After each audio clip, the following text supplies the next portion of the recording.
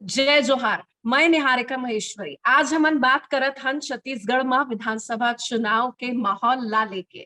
नमस्कार, मैं हूं आपके साथ निहारिका महेश्वरी। आप देख रहे हैं हमारा डिजिटल पोर्टल और आप समझ गए होंगे कि छत्तीसगढ़िया भाषा में बात करने का मतलब क्या है, क्योंकि अब माहौल इस भाषा के पक्ष में, यहाँ के मुद्दे और यहाँ के राज्य के नेताओं के इर्द गिर्द घूमेगा, जो चुनाव की बातें कम कर रहे हैं बल्कि नाक कान और मूंछ कटवाने की, हारने और जीतने के फैसले में ज्यादा बातें कर रहे हैं। चुनाव इश्यूज, चुनावी मुद्दे गौड़ है। विधानसभा में हंगामा होता रहता है। कोई पार्टी अपने पॉलिटिकल सर्वाइवल के लिए लड़ रही है तो कोई पार्टी कह रही है कि हम राज नहीं रिवाज इस बार बदलेंगे, और कोई भी एंटी इनकम्बेंसी नहीं है, जो है वो सिर्फ प्रो इनकम्बेंसी शब्द है। इन तमाम चीजों के बीच में TV27 न्यूज हमारे डिजिटल पोर्टल के जरिए हम सबसे पहले चुनाव का लाइव विश्लेषण आपको देख रहे हैं। चुनाव नहीं, चुनावी माहौल का, क्योंकि गजब का चुनावी खुमार वहां देखने को मिल रहा है, जहां हर कोई बीमार है। बीमारी से नहीं, इलेक्शन मेनिया से और फोबिया जिसे कह सकते हैं।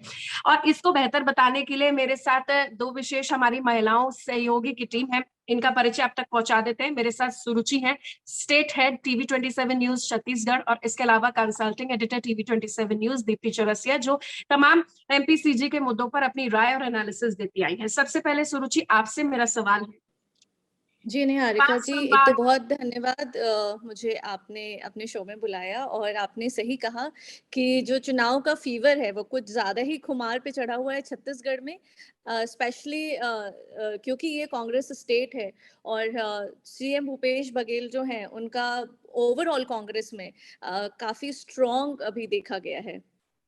जी, मेरा सवाल आपसे यही है, क्योंकि आप छत्तीसगढ़ की जो माटी है वहां से जुड़ी हुई हैं, कण कण जी। से आप वाकिफ हैं, और माटी की फिजा किस तरफ इशारा कर रही है। अगर मैं छत्तीसगढ़ के पॉलिटिकल मैप और डिवीजन मैप को देखूं तो हर किसी को पता है कि रायपुर से लेकर बिलासपुर, सरगुजा, दुर्ग, बस्तर, ये इंपॉर्टेंट डिविजन्स हैं।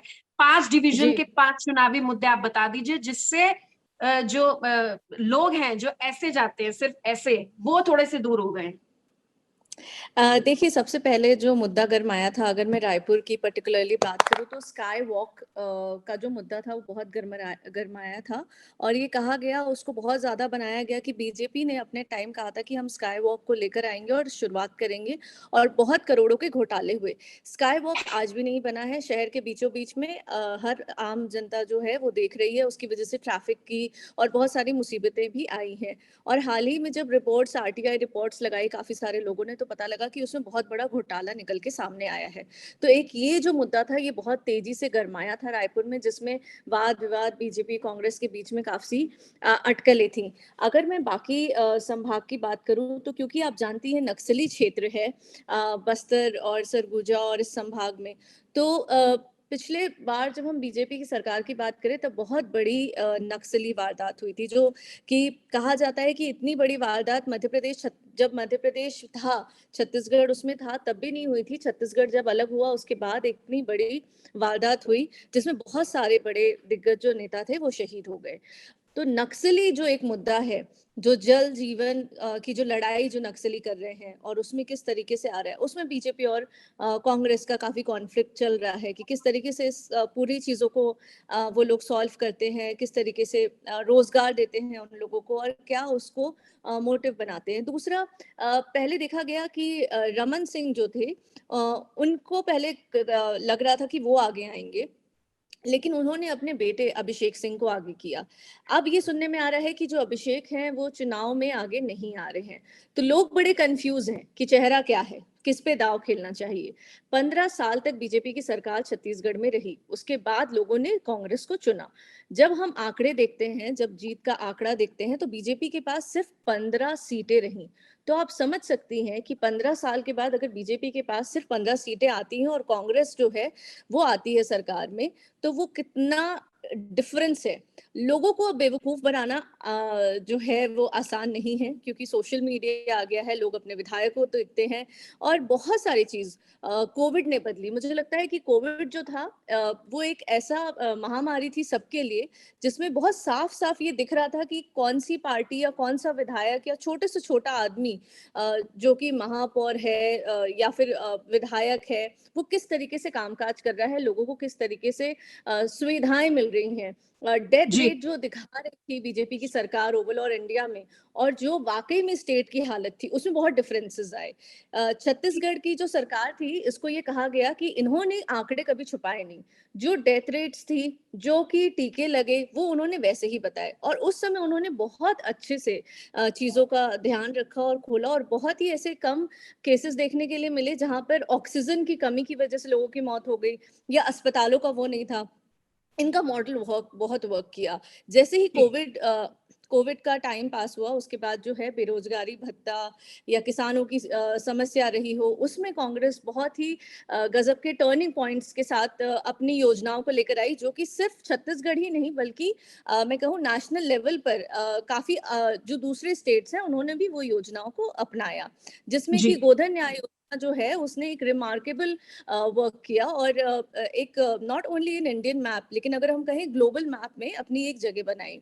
और जो स्कूल की शुरुआत करी, कि सरकारी स्कूल में कहते हैं कि बच्चों को नहीं डालना चाहिए, लेकिन आत्मानंद स्कूल का जो कॉन्सेप्ट था, उसने ये बता दिया कि सरकारी स्कूल में भी इंग्लिश मीडियम स्कूल हो सकता है और पढ़ाई हो सकती है।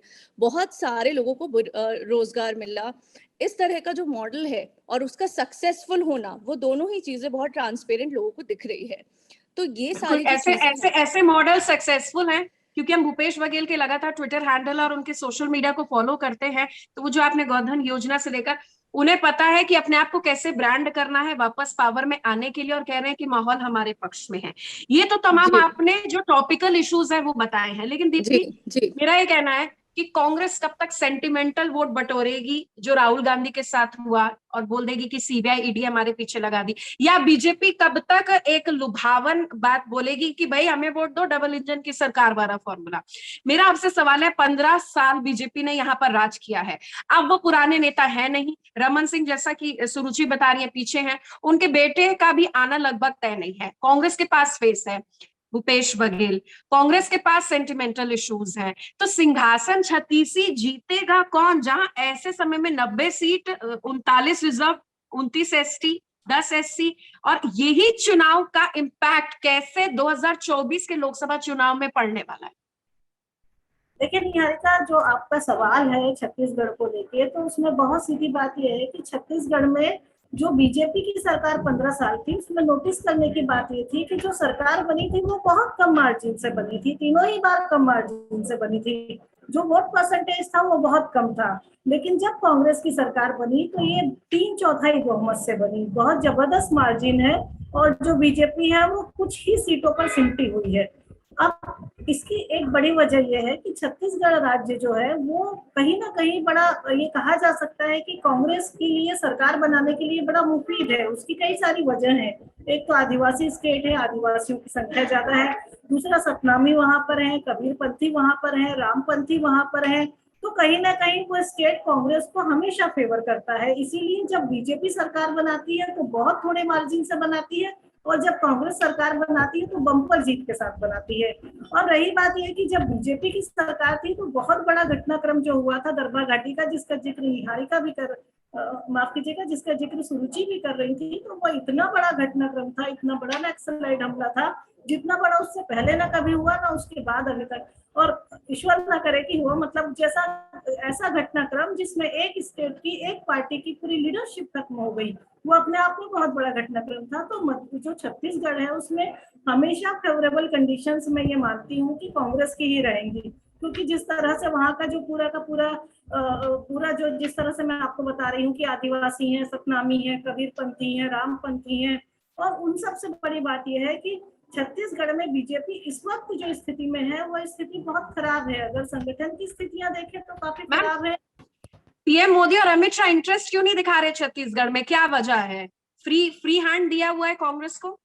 देखिए, ये नहीं कहा जा सकता कि वो दोनों इंटरेस्ट नहीं दिखा रहे। अगर हाल फिलहाल इस तरह की स्थितियां देखी जाए तो अभी मध्य प्रदेश, छत्तीसगढ़ और राजस्थान, इन तीनों स्टेट में इलेक्शन की एक्टिविटी बीजेपी की तरफ से स्टार्ट होनी है। हालांकि छत्तीसगढ़ में तो लगातार 5 साल संगठन को लेकर बहुत काम किया गया है। कई बार वहाँ के प्रभारी बदले गए हैं, वहाँ के नेता प्रतिपक्ष बदले गए हैं, वहाँ के अध्यक्ष बदले गए हैं, लेकिन उसके बाद भी संगठन में वो मजबूती नहीं आ पा रही। न ही कोई ऐसा चेहरा निकल कर आ रहा है जिसको सामने रखकर बीजेपी चुनाव लड़ सके। थे। अगर हम 3 बार में डॉक्टर रमन सिंह को अगर छोड़ दें तो पहली बार जो डॉक्टर रमन सिंह छत्तीसगढ़ में उन्होंने सरकार बनाई थी और उनके मुख्यमंत्री बनने की कहानी कुछ ऐसी थी कि बीजेपी ने दिलीप सिंह जूदेव को प्रोजेक्ट किया था, और जब दिलीप सिंह जूदेव ने जो है वहां एक स्टिंग ऑपरेशन में फंस गए तो उसके बाद डॉक्टर रमन सिंह को मुख्यमंत्री बनाया। तो 2 बार उनको जीत मिली, लेकिन जो छत्तीसगढ़ है वहां अभी तक की जो स्थितियां हैं वो यही है कि कांग्रेस के लिए फेवरेबल है। दूसरा जो डॉक्टर माफ कीजिएगा जो सीएम है वहां पे भूपेश बघेल, उन्होंने छत्तीसगढ़ को बिल्कुल छत्तीसगढ़ी अंदाज में बढ़ाने की कोशिश करी है। जैसे कि वहां पर आदिवासी स्टेट है, पशुओं को लेकर उन्होंने जो गोधन योजना शुरू करी वो अपने आप में बहुत बड़ी है। वैसे तो बीजेपी बात करती है संस्कृति की, गोवंश की बात बीजेपी करती है, लेकिन वो जो योजना है उसका कोई तोड़ वहां बीजेपी के पास नहीं है। तो कई सारी स्कीम्स ऐसी हैं जिसका कार्ड बीजेपी नहीं ढूंढ पा रही है। पास ही में कोई मंदिर है रायपुर के पास जो बोला जाता है कि वहां पर जो सीता का माफ कीजिएगा कौशल्या माता का वो माना जाता है, जो उनका मायका माना जाता है, उसको बहुत तेजी से रिनोवेट उस जगह को कराया जा रहा है, उसको डेवलप कराया जा रहा है। तो छत्तीसगढ़ को डेवलप करने में सरकार की तरफ से कहीं कोई कमी शायद नहीं दिख रही है, और जो योजनाएं हैं वो इतनी अट्रैक्टिव है कि बहुत आसान नहीं है। और दूसरा, जैसा कि मैं आपको कह रही हूँ कि छत्तीसगढ़ में बीजेपी जीतती है तो बहुत थोड़े मार्जिन से, मतलब ये कहा जा सकता है कि बीजेपी को जीत मिल जाती है, ये भी हम कह सकते हैं। ठीक है, जाते जाते 10-10 सेकंड में उत्तर आप लोग दे दीजिए। सुरुचि, सबसे पहले इलेक्शंस अगर आज अभी इसी वक्त हो, 90 सीट में कितना बीजेपी कितना कांग्रेस, और कोई थर्ड दिख रहा है? थर्ड कोई नहीं दिख रहा है। आम आदमी पार्टी जो है बहुत जोरों शोरों से उनके बहुत सारे लोग आए। अभी देखने को मिला था कि जो अरविंद केजरीवाल हैं वो भी आए थे छत्तीसगढ़ में, रायपुर में, और उन्होंने भी काफी सारी मीटिंग्स करी। लेकिन कांग्रेस का इस समय अगर आज हम चुनाव करते हैं तो कांग्रेस जो है वो बिग विनर है, बिग विन है। बीजेपी के पास, आम आदमी के पास कोई चेहरा नहीं है।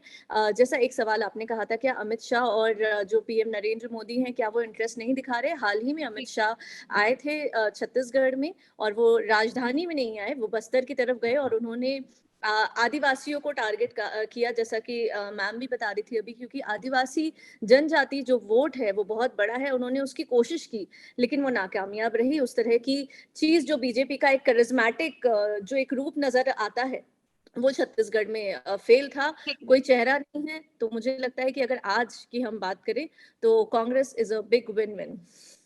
दीप्ति जी? निहारिका, अगर आज इलेक्शन होने की स्थिति की हम बात करें तो इसमें कोई शक नहीं कि मैं कहूंगी कि कांग्रेस बढ़त में रहेगी, और कांग्रेस इसलिए बढ़त में रहेगी क्योंकि कांग्रेस के पास जनता के बीच जाके बताने के लिए है कि उन्होंने क्या किया, क्या योजनाएं शुरू करी, पिछले लगभग 4 साल के उनके क्या कामकाज थे। लेकिन बीजेपी के पास हाल फिलहाल संगठन ही बहुत कमजोर है, और संगठन के साथ साथ कोई चेहरा भी नहीं है जिसे बीजेपी सामने लाकर ये कह सके कि इस चेहरे पर हम चुनाव लड़ेंगे। तो बीजेपी को अभी भी छत्तीसगढ़ में काफी काम करने की जरूरत है, चाहे वो संगठन का स्तर की बात हो, चाहे वो किसी एक चेहरे को देने की बात हो। वो बीजेपी के लिए इस वक्त कठिन टास्क है। जाते जाते 2 महान अनुभव की, जो अपने आप को जनप्रतिनिधि कहते हैं, उनकी तस्वीरें दिखाते चले जाते हैं, और उससे आप समझ सकते हैं कि छत्तीसगढ़ का जो इलेक्शन है उसके इश्यूज और माहौल क्या है। ये इलेक्शन इश्यूज से दूर है, और एक कह रहा है कि मैं मूंछ मुड़वा दूंगा, एक कह रहा है मैं नाक कान काट दूंगा। ये है जनप्रतिनिधि, और इनके लिए ये इलेक्शन इश्यूज हैं। लेकिन हम सब के लिए वो इलेक्शन इश्यूज हैं जो दीप्ति और सुरुचि ने बोला। चुनावी माहौल क्या है, पूरी जानकारी और एनालिसिस सबसे पहले TV27 न्यूज करने के लिए धन्यवाद आप दोनों का।